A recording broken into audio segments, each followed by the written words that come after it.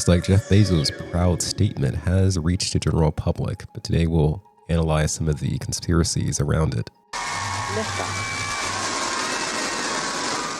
Colonel, you better take a look at this radar. What is it, son? I don't know, sir, but it looks like a giant... Dick! Yeah. Take a look out of starboard. But it looks like a huge... Pecker! Oh, where? Wait, that's not a woodpecker. It looks like someone's... Wang!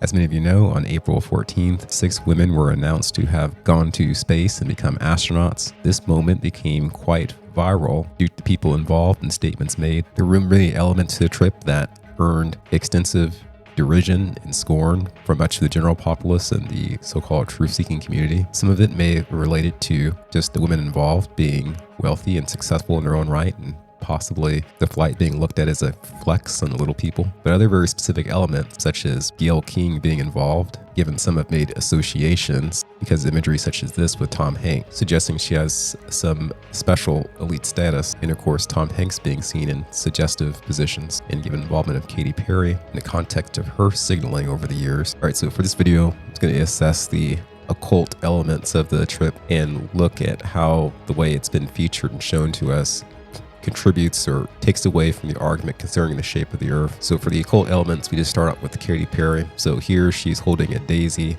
The daisy is symbolic of her daughter, apparently, who's also named Daisy. She and the other travelers wore a patch. Here's the patch upside down. This ram's head type shape is quite obvious. This is supposed to be a spacecraft, but it does not look like the Blue Origin. So why design the patch in this way if this is not what the ship looks like? We have these things flowing out like rays. We have these things here which appear to be somewhat like eyes. We have this here which appears to be somewhat like a nose. You may say this is like a mouth. And these things here are horns. What does this look like? And this like thing at the top there. Here's a symbol of Baphomet. And here it is in the context imagery most are familiar. It looks like this is a patch just for the 6 quote-unquote astronauts who went out there. Remember, Katy Perry is the same artist who was mock prepared for consumption in a video called Bon Appetit, a music video essentially glorifying cannibalism and looking very similar to Abramovich's spirit cooking. I asked ChatGTP for the recent Blue Origin flight, do you know who was the designer of their outfits? The AI did not know, stating that flight suits were designed by Blue Origin's in-house team and that there is no outside fashion designer who took credit for the flight. Here's another Blue Origin flight which occurred in the past. It features a different patch. So all in all, I would not be surprised if the art directors behind some of Katy Perry's occult masterpieces were also involved in design of the mission patches. Now, some attention has been placed on the term New Shepherd, taking it as a chance to upstage the Good Shepherd, Lord Jesus Christ, as if to say space and scientism would be the new shepherd to guide the people and not the church or under the direction of the original Good Shepherd.